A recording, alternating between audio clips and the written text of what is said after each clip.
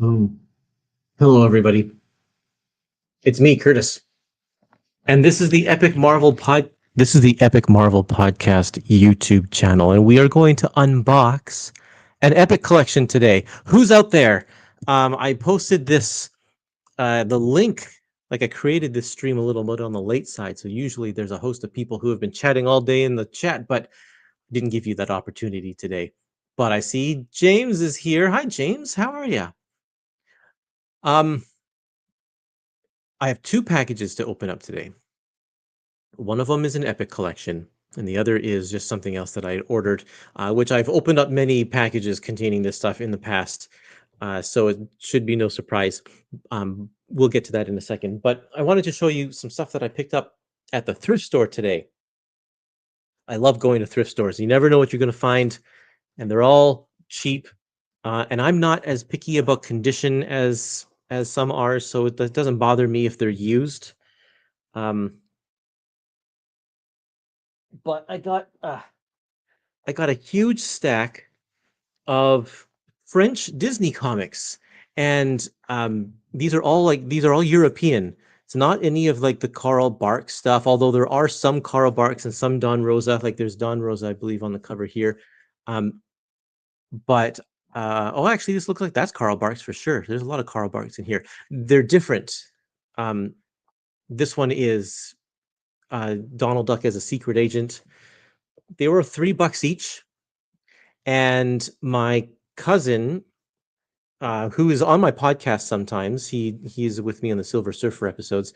He's a French teacher, and so I'm going to give these to him so that he can put them in his classroom, so that his students have some French comic books to read. Come on, camera, focus on there. Um, and so that's pretty cool. I think that's awesome.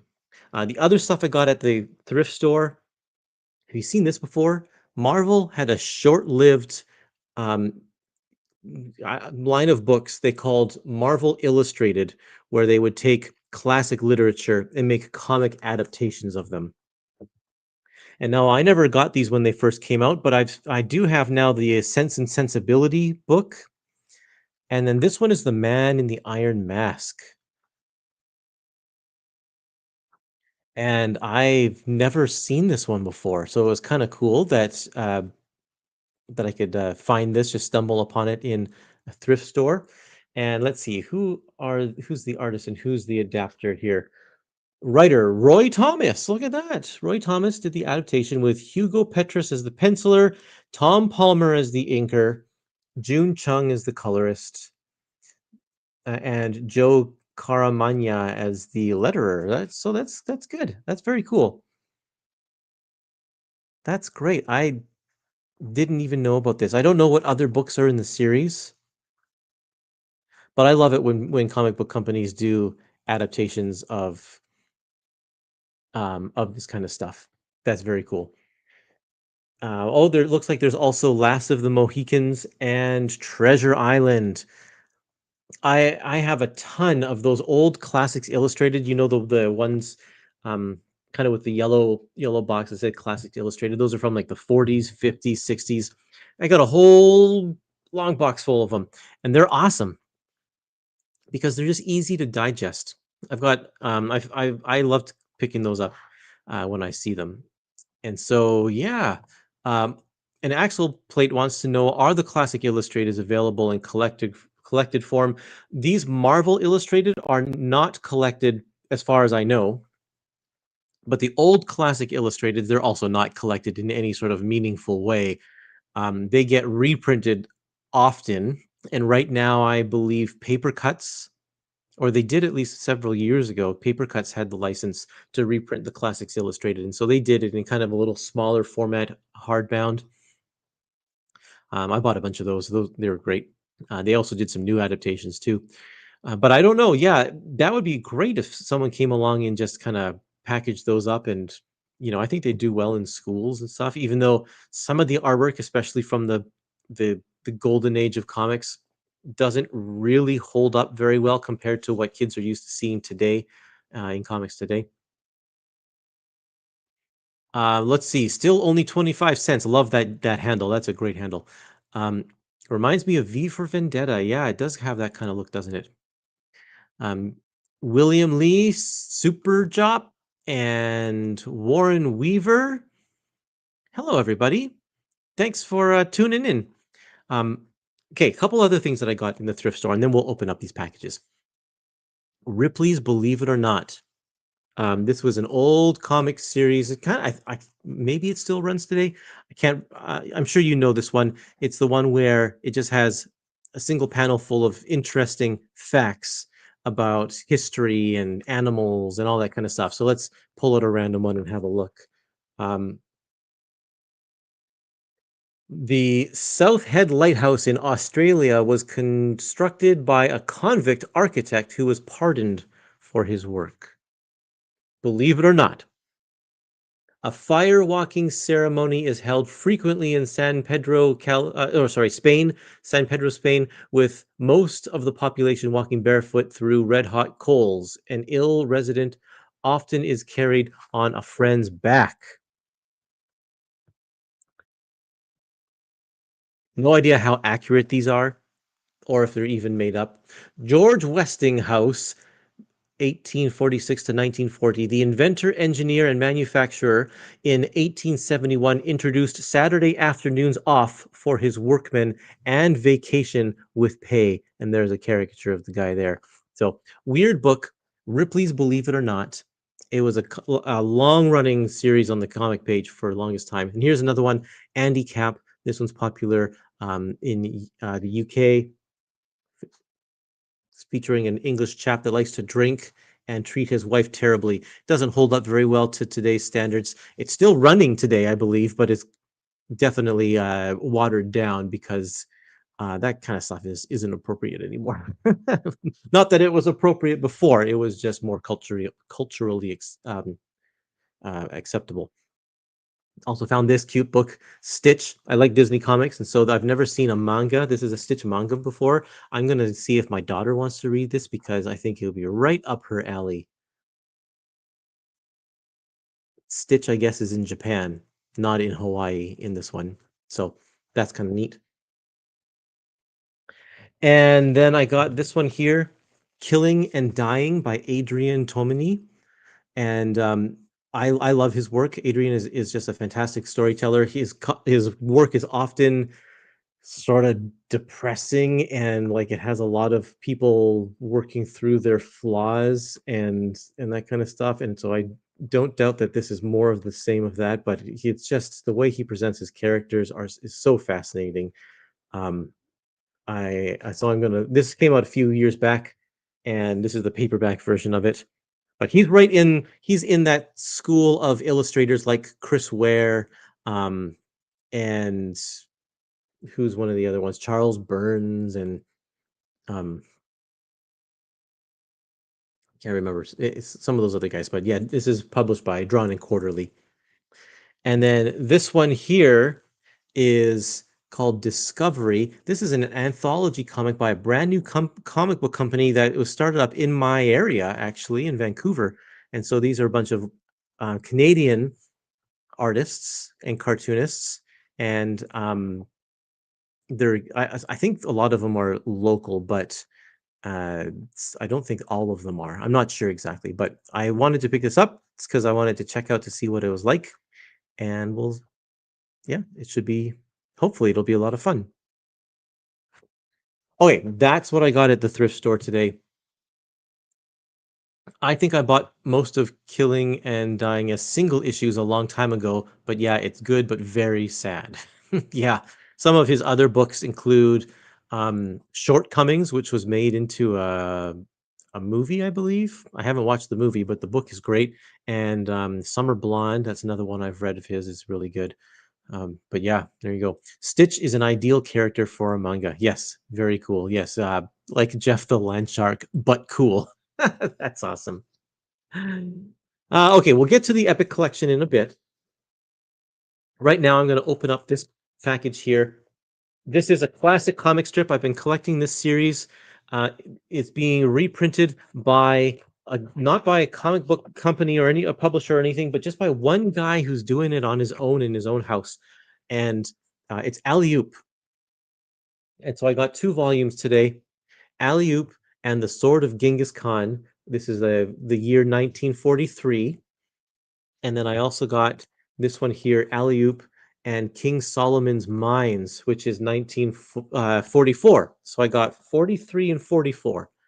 Um, and this is a comic strip, sorry, an old newspaper comic strip that started in the 30s and is still running today, nearly 100 years later, and it's about a time traveling caveman.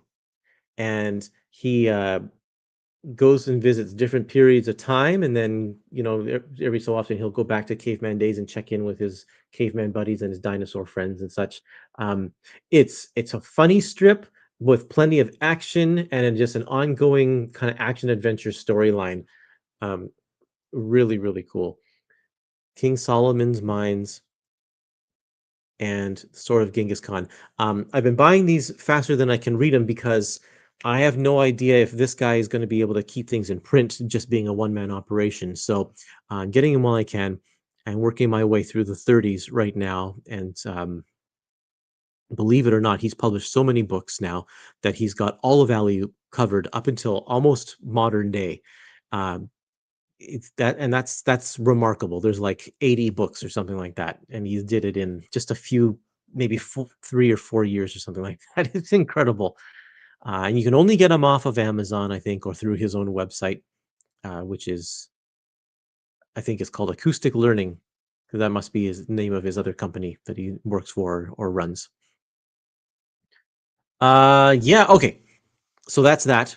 And plenty of new material for me to read, including this epic collection that is in this package right here. So, without further ado, let's take a look inside this package.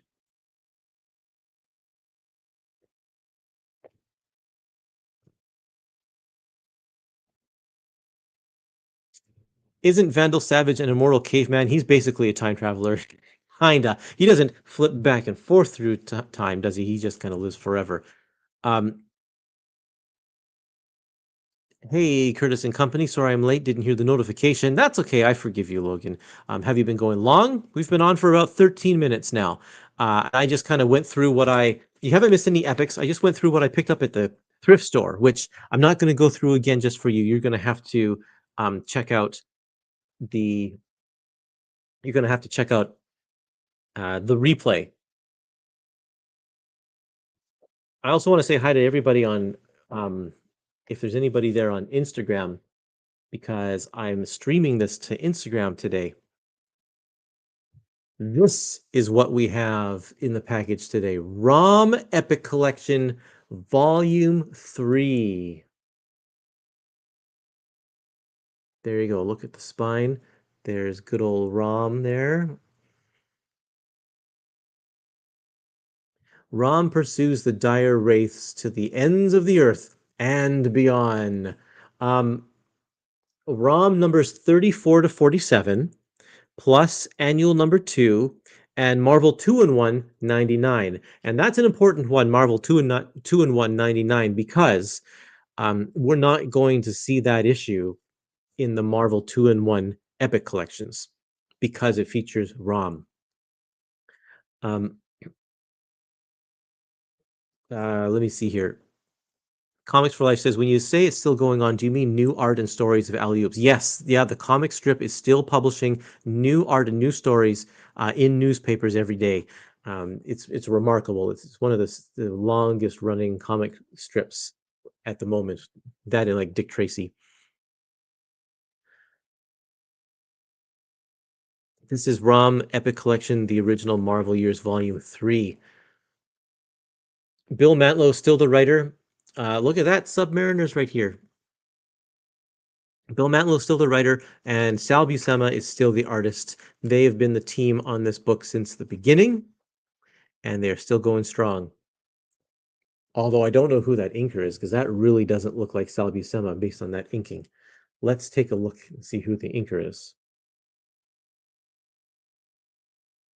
Um, Akin and Garvey doing the finishes. So, um, Sal Buscema just did the breakdowns, and Akin and Garvey, who are those guys?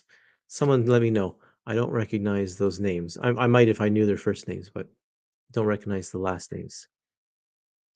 Yeah, I don't know. This looks good though. It reminds me a little bit more. It's a little bit more Gene Colanish, I think, in their inking style, which suits the Submariner just fine. Looks like he gets a two-parter. Rom, of course, is an alien from another planet. He is a humanoid character, part of an army, and the all of the people in that army get get their bodies essentially grafted to the inside the suit of armor, so they can't take it off. Well, I think they can actually take it off, but um, maybe they take off the helmets. But they are one with their suits. Um, I like that cover. Very cool. Of Knights and Space Knights. And so the dire race are shapeshifters. They're kind of like Skrulls, and they have infiltrated Earth, and they're living among us. And Rom has come to Earth to get rid of them all. And that's kind of the long ongoing story. Wow, look at this. Master of Kung Fu and Rom Space Knight all in one book. Um, I'm guessing that there must be no actual cop because Master Kung Fu had a bunch of licensed characters in that book, like Fu Manchu, and I'm assuming that none of them are in this issue. Otherwise, that would be very complicated to put one licensed character in a book with another licensed character. That would be very strange. But there we go. I'm glad we get these issues in their entirety. I'm assuming they are at least.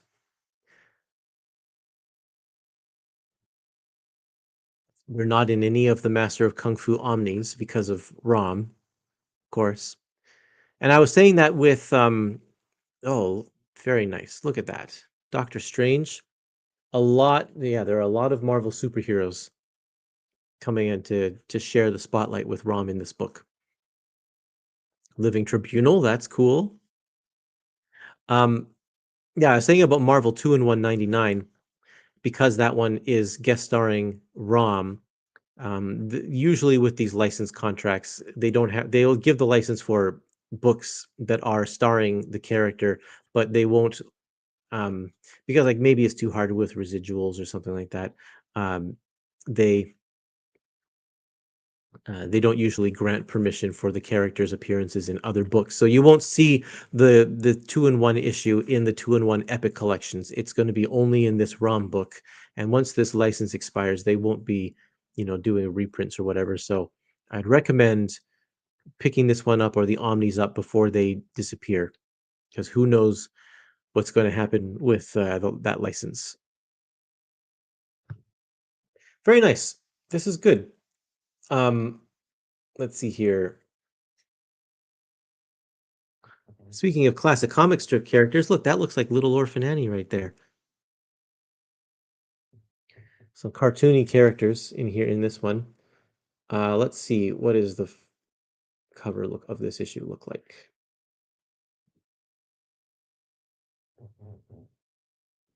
That's not what I was expecting.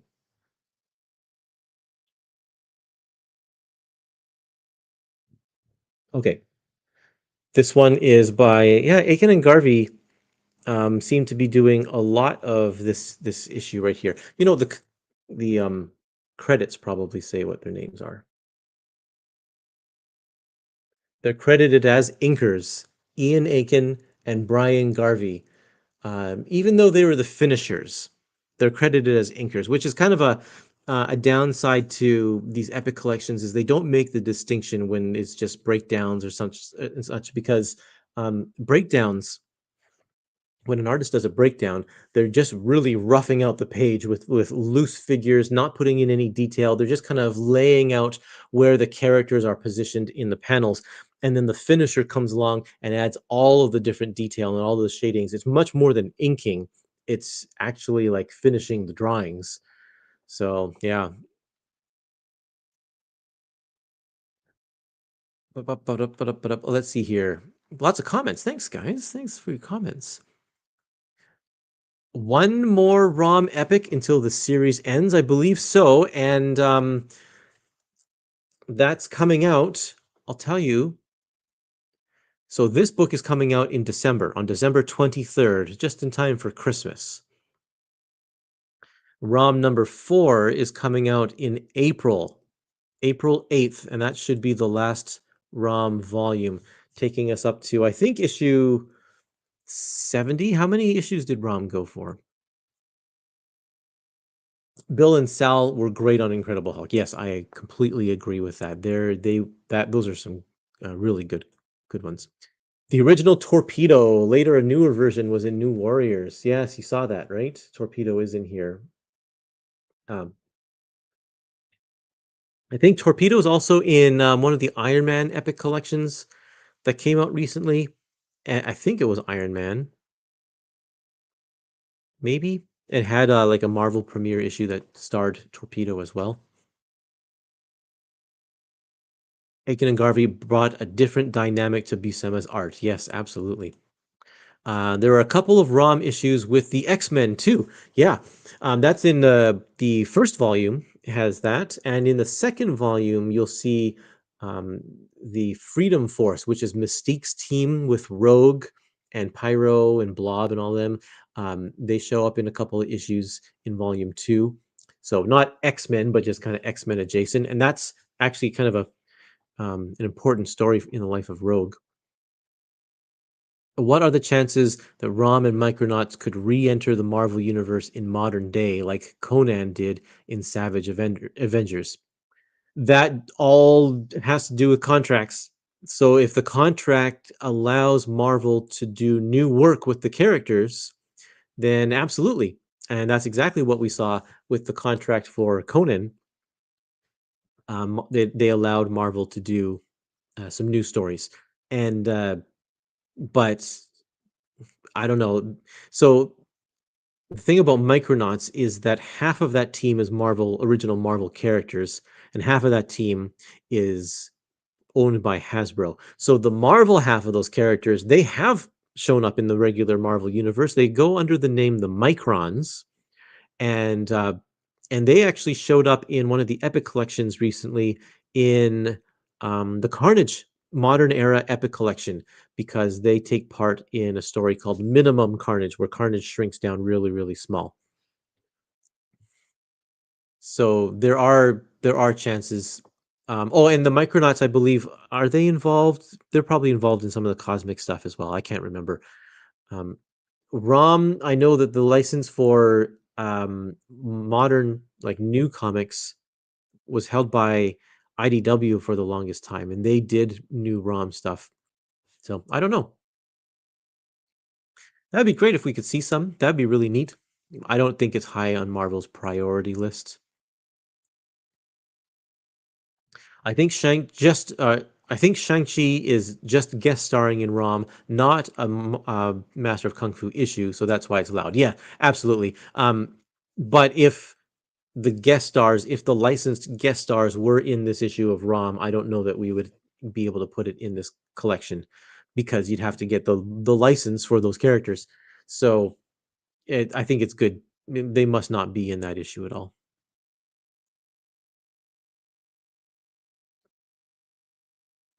I hope they finish ROM and Micronauts in epic format. Don't want another Conan situation. I agree. Nobody wants that.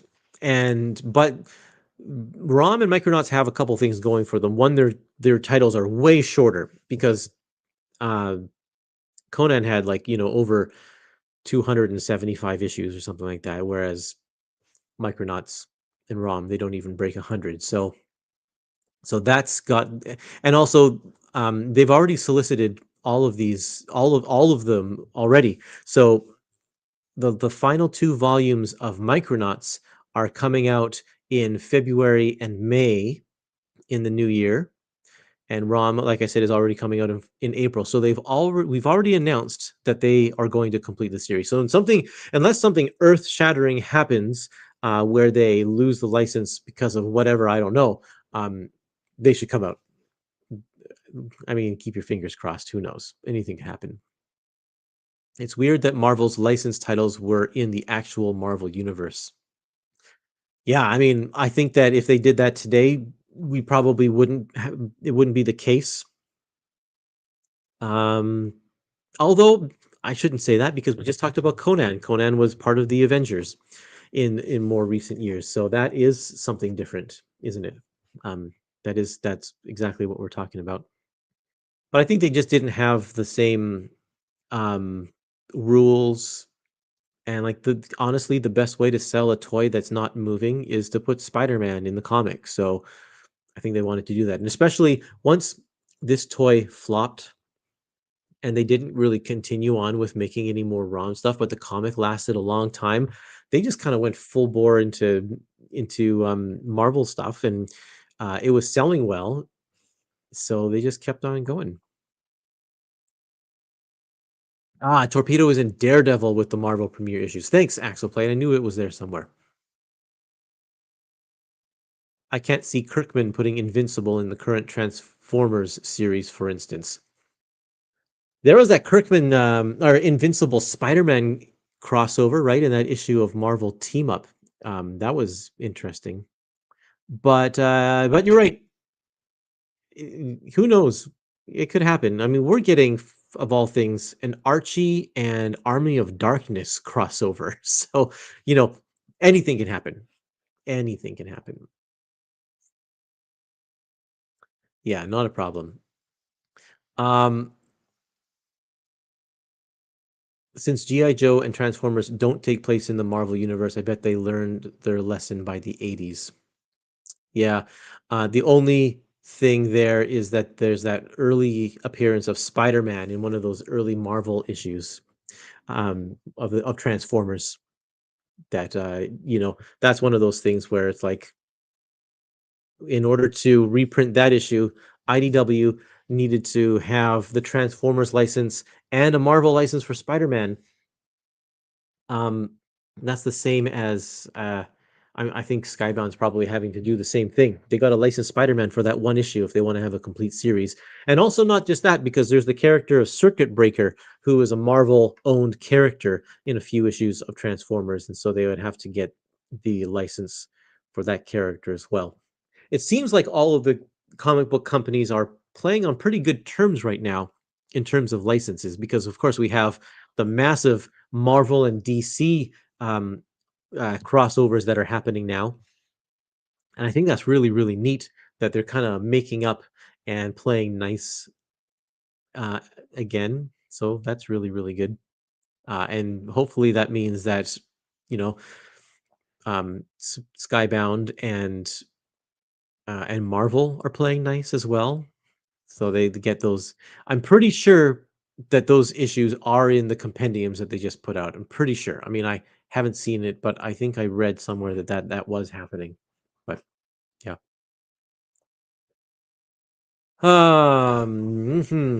Well, everybody, Acres of Movies is asking a lot of questions. Not all of them are relevant, but I would like to see a Gargoyles Batman crossover.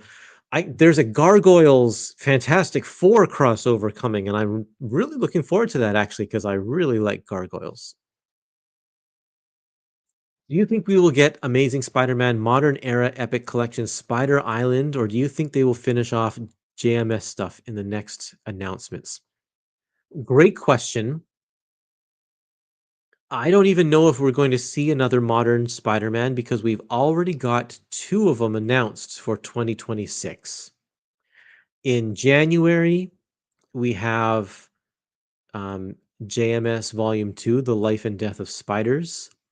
And then we have JMS Volume 3, Sins Past, coming in April. So typically, we only get 2 volumes per year. It's a very, very rare case that we see 3 volumes from the same series in 1 year. So I don't know that we're going to see another Amazing Spider-Man Modern Era Epic Collection. So we'll have to see. Archie also crossed over with Kevin Smith's View Askew-niverse. Jay and Silent Bob appeared in Archie. You're right about that. Archie's crossed over with Kiss and Predator and I don't know, a ton of other things.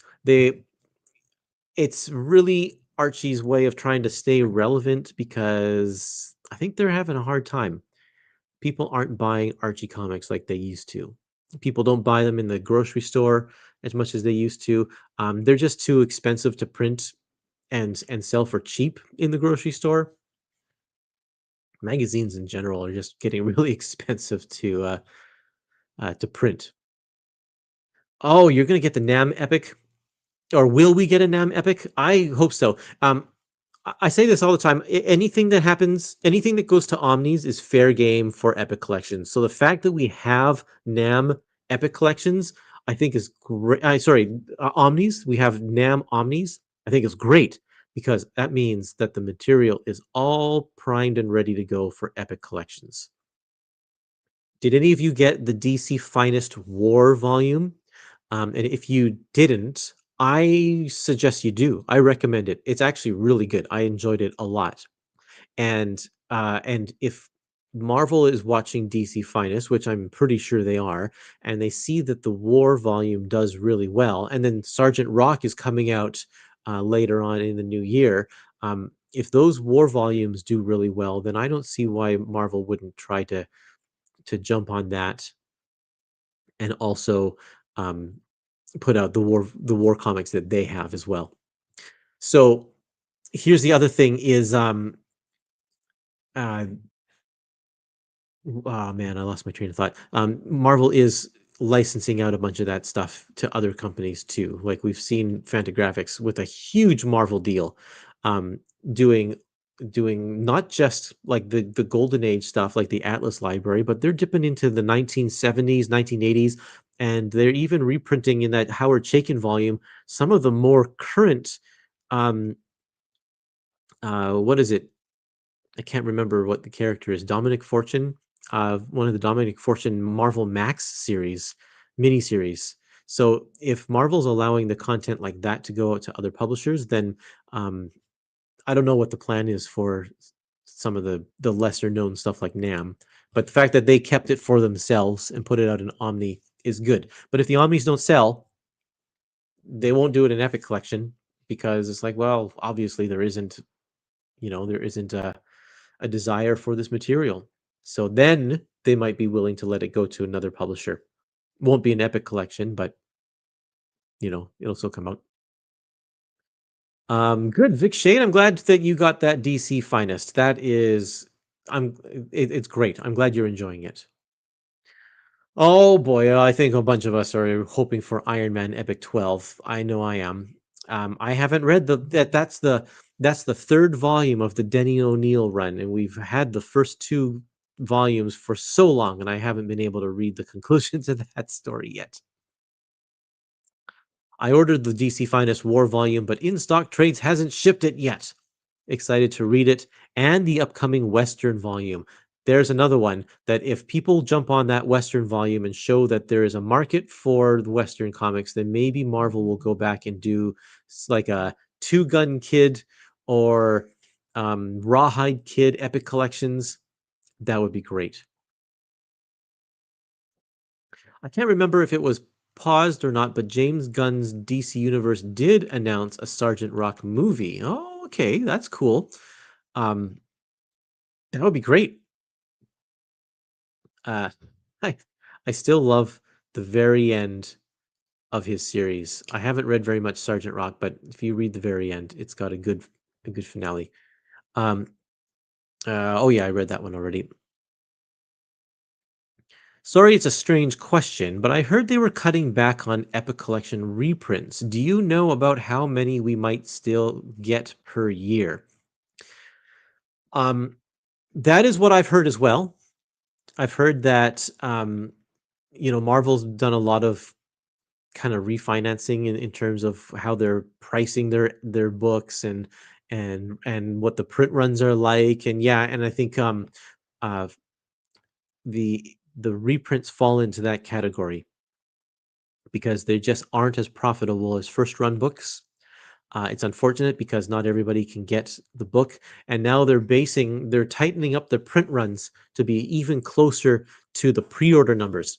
typically, a lot of times with a lot of the publishers is they look at the pre-orders and use that as a gauge to how popular or how big their print runs should be. So they'll say, okay, we got 1,000 pre-orders for ROM Epic Collection number 3. So we'll make our print run 1,500 or 2,000 so that it'll satisfy the pre-orders and we'll have enough for the people aren't who discover it a little bit down the road. But because they're so close to the pre-order numbers, it doesn't leave a lot of room for people who don't pre-order. So that's why it's good to get the pre-orders in, and not just like a month before, but you got to get your pre-orders in a few months before the final order cutoff date, so that Marvel knows when they go to print how many they need to print. Oh, hi, Jeff. I haven't heard from you for a while. Do you think there's any chance for a DC Finest Mad Magazine collection? Man, I would love that because like the first dozen issues or so or whatever, I can't remember how many it was. They were all comic books. It wasn't a magazine like we know Mad Magazine today. The first several issues were just comics. And to have those collected in a DC Finest, that would be so cool. I would love that.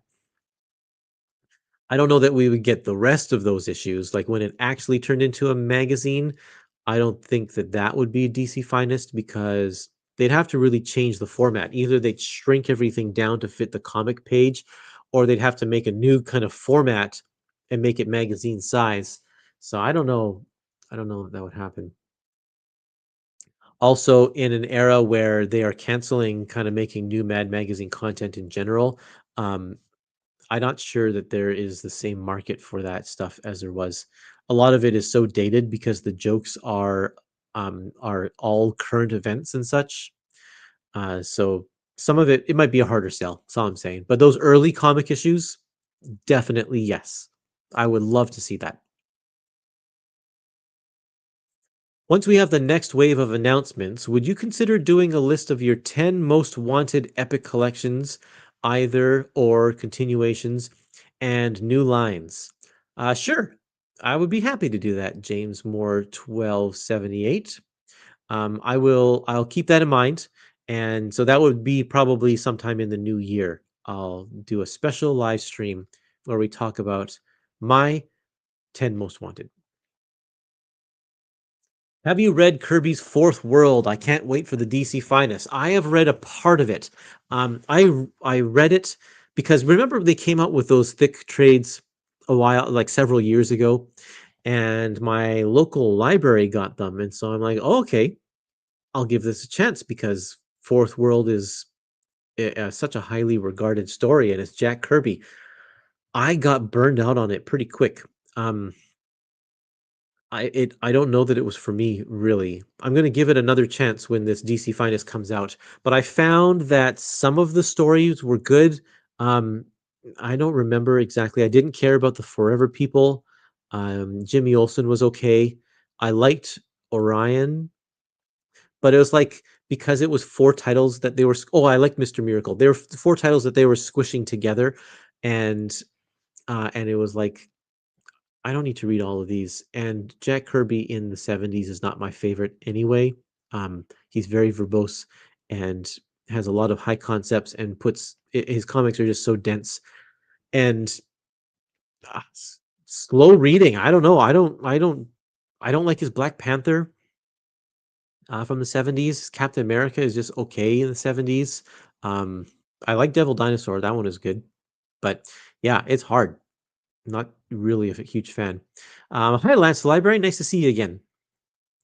I hope those genre DC finest do well. Having non-superhero stories is really cool, especially House of Mystery and House of Secrets. That horror one, I love it. That one's great. So in the next round of DC announcements, I'm hoping that we're going to see some more genres.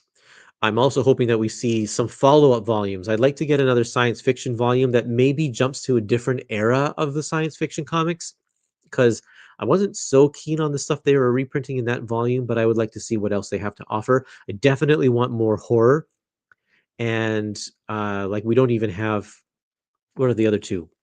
Oh yeah, I'd be fine with another war one. If they jump ahead and do some more comics from the 60s, I understand that there's a lot more variety there, and like they jump into some science fiction stuff and whatever during the war. Like it goes a little bit in a weird direction. Um, what other genres are there that they could do? They could do funny animals like Captain Carrot, humor. That's where they could put Mad Magazine. Maybe if they did a humor thing and Plop. You remember that DC comic Plop? That was awesome. I love that one. So yeah, a humor, DC finest humor book would be super good. I'd love that. Of course, romance. There's tons of romance comics out there. That would be good. And yeah, I don't know what else they would do. Super Job says Fourth World is pretty rough. Yeah, I mean it's for some people. Some of the Jimmy Olsen issues were hard to get through. Yeah. Um, that's yeah, that is it is hard. Sorry, I'm looking through all these comments here. The print runs. The problem is I would happily buy every epic but cannot afford them at the rate they are released. I buy them as many as I can afford every month, but cannot afford them all. Absolutely. I hear you. That is yeah, you're not the only one. Um they are coming out so fast, and especially with the increased prices, like no one can keep up with that. It's hard. It would be great if they had a reprint program to keep on issuing. I think one of the biggest problems is space, because we're nearing on 500 Epic collections. You'd have to have like a warehouse of their own in order to keep 500 books in print, and that's only Epic collections. That doesn't include Omnis or any of their other hardcovers or any of their modern collections. Like they publish so many books per month that I'm sure they just don't have the space for all of that. It's just ridiculous. Logan likes the top 10 idea. So yeah, thanks. There you go. Commandy, I've never read. Um, I would love to. If we get a Commandy DC Finest, that would be awesome because I would be on board with that because I love the concept of the character. I think it's a great idea. So I'd be on board for that. Always curious, Curtis, since you've just started to dip into DC, how many Vertigo series have you read? So I count Vertigo a little bit different than DC. I haven't really dipped.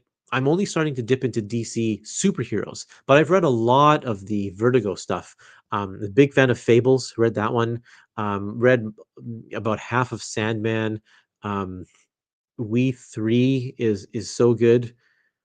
Um, Man, I'm blanking on the titles now of what's out there. I've read some of Hellblazer. That one's pretty good. I didn't keep up with that one though. Uh, haven't read any Shade the Changing Man. I love Death, the Death miniseries. Um, what else is there? Swamp Thing. I've read some of Swamp Thing. I would love to get a Swamp Thing DC Finest. I think that would be great. And Pride of Baghdad. Have you read that one? I love that book. That one's great. A lot of one undone, just single volume Vertigo titles I've read. Lance says he's a big fan of Fourth World, but the Jimmy Olsen stuff can definitely be a drag. Maybe that's what I'm remembering. I don't remember which issues it were, like which title it was that was a drag, but I remember is like some of them were good and some of them were not. The horror one could come out every month as far as I'm concerned. That would be amazing, wouldn't it? I know there are Stan Lee people and there are Jack Kirby people, and they like to argue who is responsible for creating what, but I really think that they did their best work with each other. I'd agree with that. Kirby on his own, um, he's very different, and I think that he could have used some Stan's editing there. But they did. He's still an amazing artist. Um, 70s Kirby is my favorite Kirby era. There you go, James Moore. Nice to hear that. I actually think the Fourth World stuff reads better altogether than as isolated titles. I think that stuff is actually really exciting. Well, James, I'm glad to hear it. I know that there are fans out there. I'm going to give it my best shot when the DC Finest comes out to read it again, and hopefully come at it from a different perspective. I'm looking forward to trying it again. But I agree, Black Panther is his weakest work of the era. Yeah, that's right. Will you get the Absolute Miracle Man? Absolute Miracle Man? Isn't Miracle Man the Marvel, the old Eclipse superhero that's now by Marvel? I don't think they do Absolute editions. Or do they? Maybe. I don't know. Big DC Kirby. So I think there's a difference. There's 60s Marvel Kirby, there's DC Kirby, and then there's 70s Marvel Kirby. And DC Kirby's a very transitional guy. He's kind of learning his own. And I mean, I haven't read a whole lot of DC Kirby, so I can't really comment, but um, I think he's different from than when he was doing it at Marvel. I'd be all over some Swamp Thing DC Finest. That would be awesome. Now, Swamp Thing has kind of become he was a Vertigo title for a while. Like it was originally DC, then when Vertigo became a game it became a thing, they kind of adopted Swamp Thing into the Vertigo family, and now it's kind of under the Black Label imprint, which is the Vertigo replacement. And so if we have a DC Finest Swamp Thing and it collects that Black Label stuff, I think that would be good because that would open the door for bringing in other kind of Vertigo titles. Part of the problem with Vertigo titles is that they're creator owned, right? A lot of them are creator owned. And so you can't really reprint them the same way unless there's some sort of licensing deal in place. And I wonder if that's what happened with the milestone stuff as well, like Static, the Static DC Finest. Is that a licensed thing that they have to pay royalties or pay a fee to the owners of those properties? I'm not sure if they own that stuff outright. Hellblazer is one of the most consistent books, especially of its length. There's not a lot of bad stories in the lot. I enjoyed the stuff that I read. I started reading it because I wanted to watch the show, the Hellblazer show, which I enjoyed, and I was surprised to see that a lot of the stories kind of were adapted right from the comics there. It was good. I'm hoping to pick up the forthcoming Black Panther omnibus, not looking forward to the Kirby portion of that book. Yeah. Jimmy Olsen has a mini planet with devil horns full of universal horror monsters, and there's an exploding Don Rickles clone. Sounds like it's all over the place. That's pretty funny. A sword and sorcery collection would be viable. Yeah, Nightmaster, Fafrid, and and Grey Mouser, Beowulf. Um, would Warlord fit into that, or would Warlord get its own title? But yeah, you're right. Just a fantasy genre, right? DC Finest Fantasy. That would be kind of cool.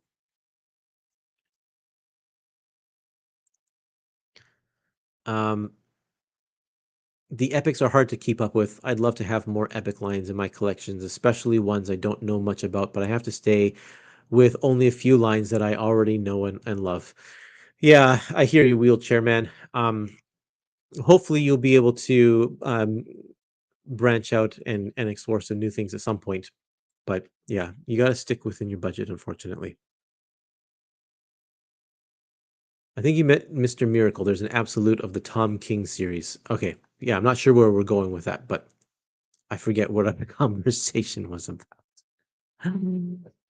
Some Vertigo titles that I recommend weren't mentioned are The Invisibles, Preachers, Doom Patrol, Why the Last Man, and The Losers, and many more. I have read Why the Last Man, actually. That's on my bookshelf. I do really like that one. That one's great.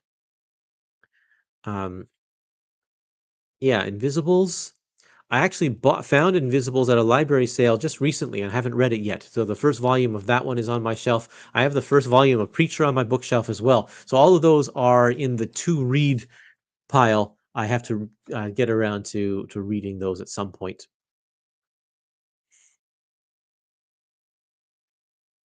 I want Werewolf by Night Epic Collections, as I missed out on the complete collections, but I don't think it will happen. Too niche a title, I think. I disagree, Vic. I think that Werewolf and Night and Tomb of Dracula both will come to Epic Collection eventually. We have heard that because they always keep those in print, whether it's through Omnis um, or they were both in the Marvel Essentials.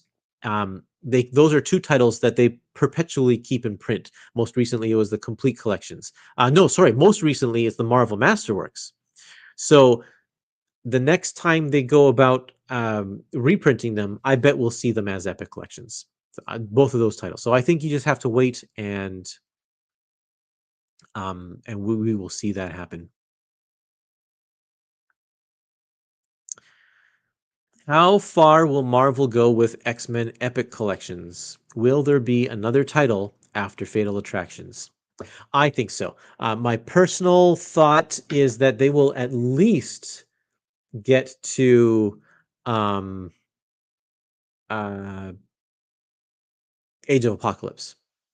That's my thought. At least to that. And then it would be great if they went forward more.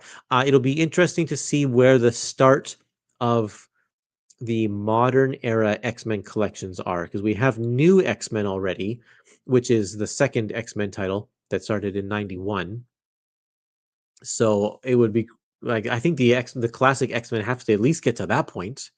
Um, and we'll have to see where Uncanny X-Men starts in the modern era. I would imagine it would start around the same time with the Joe Casey stuff, but um, we'll have to see. And then everything before that is fair game for the classic era X-Men. They could do 20 more volumes to get to that point. I haven't read it, but I've heard that the ending of Y the Last Man was very disappointing a number of times recently. What did you think about it, Curtis, if you've read it? I have read it, and I wasn't disappointed. I actually thought it solved everything, like it wrapped up everything really nicely.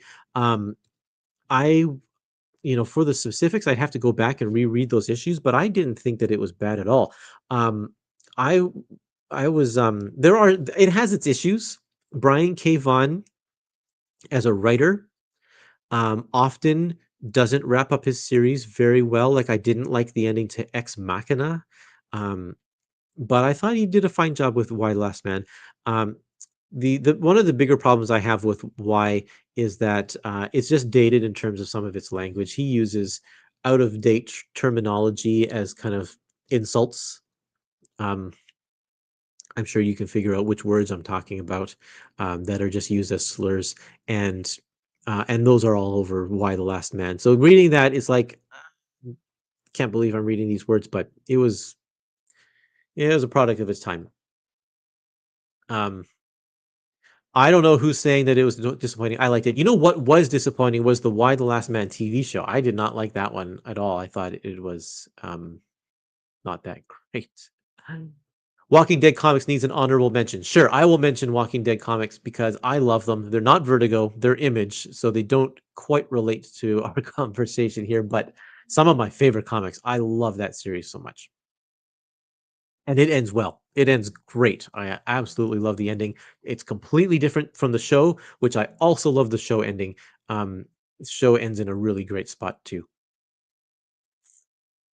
Of course, absolutely.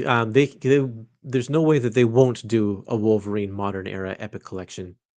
I have one comment over on Instagram. There's some Instagram comments, and I don't know how to show those on my screen, so I'm just going to read them here.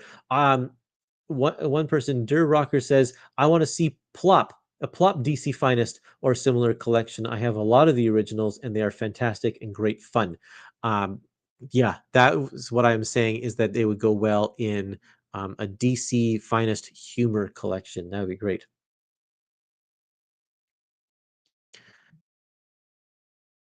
Let's see.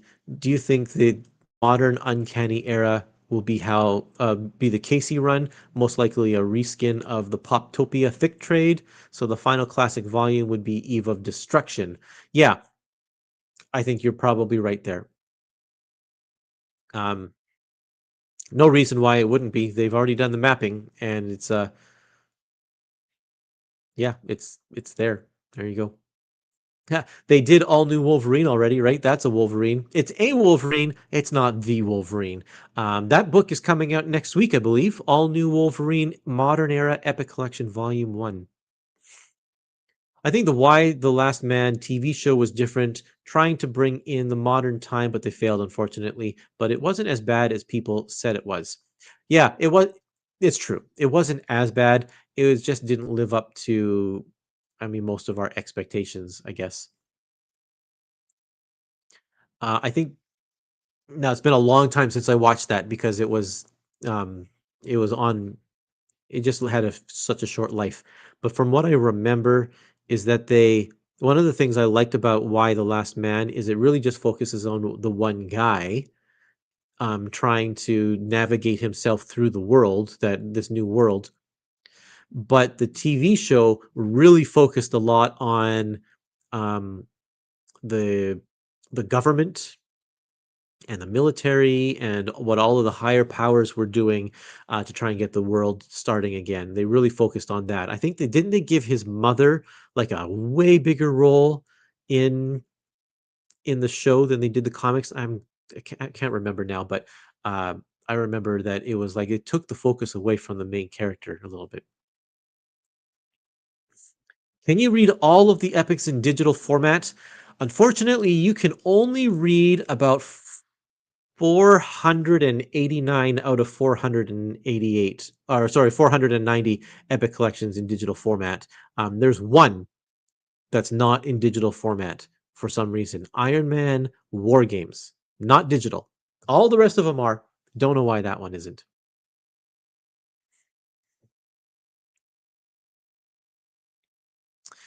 Okay, so we've been on for about an hour.